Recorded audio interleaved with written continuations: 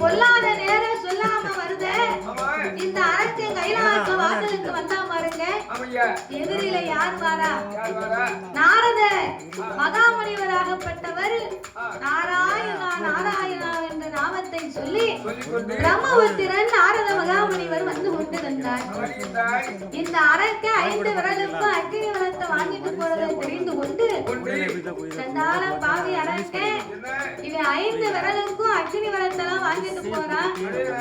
இவன் போய் உலகத்தை அழிப்பதற்கு முன்னாலே முதல்ல இவனைத்தான் நம்ம சோழி முடிக்கணும் என்று இந்த நாரத மகாமுனிவர் அரக்கர் வரக்கூடிய வழியை மறைத்து அரக்கா இல்லடா ஆண்டவரை பார்க்க போகும்போது ரொம்ப சந்தோஷமா போனேன்.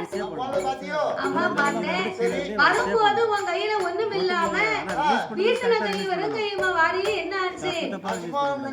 ஆண்டவன் உனக்கு ஒண்ணும் தரலையா?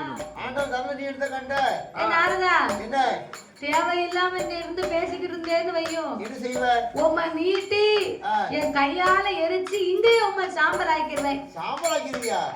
என்ன கையில ஏகே பார்ட்டிஷன் துப்பாக்கி வச்சிருக்க?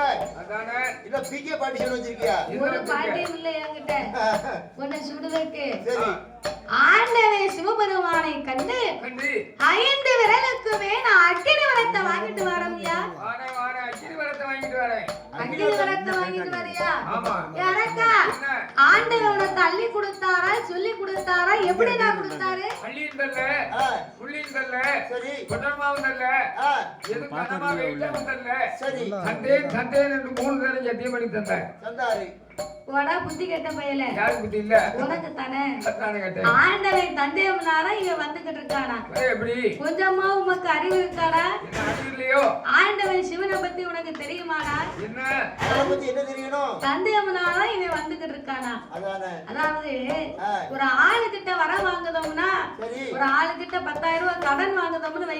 வாங்குதோம்னா அங்கன வச்சு எண்ணி பார்க்கணும். உடனே எண்ணி பார்க்கணும். 100 ரூபாய் தாள்னா 100 தாள் இருக்கணும். 100 தாள் இருக்கணும். 10,000க்கு 10,000க்கு 500 ரூபாய் தாள்னா எத்தனை இருக்கணும்? 20 தாள் இருக்கணும். 20 தாள் இருக்கணும். 1000 ரூபாய் தாள்னா 10 இருந்தா போதும். ஆமா 2000 ரூபாய் தாள்னா 5 தாள் இருந்தா போதும். இத விட்டுட்டு வீட்ல வந்து 100 குறையுது 200 குறையுது போன் போட்டா கொடுப்பாங்களா? அது எப்படி கொடுப்பாங்க?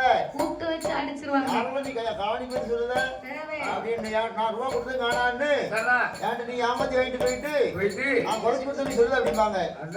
அதனால அப்ப எதுவா இருந்தாலும் விவரமா காரியத்தை செய்யணும். காரியத்தை கேட்கணும். 5 விரலுக்கும் அக்கினி வரம் தந்தார் அப்படின்னு வீட்டுக்கு போறியடா, வீட்டுல போய் இந்த வரம் பழிக்கல தீ பிடிக்கலன்னா நீ என்ன செய்ய முடியும்? மறுபடி 12 வருடம் தவம் இருக்க முடியுமா?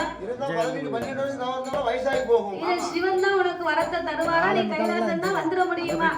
முடியாது. அதுதான் சொல்லுதேன், நீ வீட்டுக்கு போறதுக்கு முன்னால இந்த வரம் பழிக்குமா பழிக்காதான்னு பரிசோதனை பண்ணி பார்த்துட்டு வீட்டுக்கு போ. செக் பண்ணி பார்த்துட்டு வீட்டுக்கு போ அப்படின்னு சொன்ன உடனே சரி அப்பந்தான் அடக்க நினைக்கான் பிடிக்கும். நாரதன்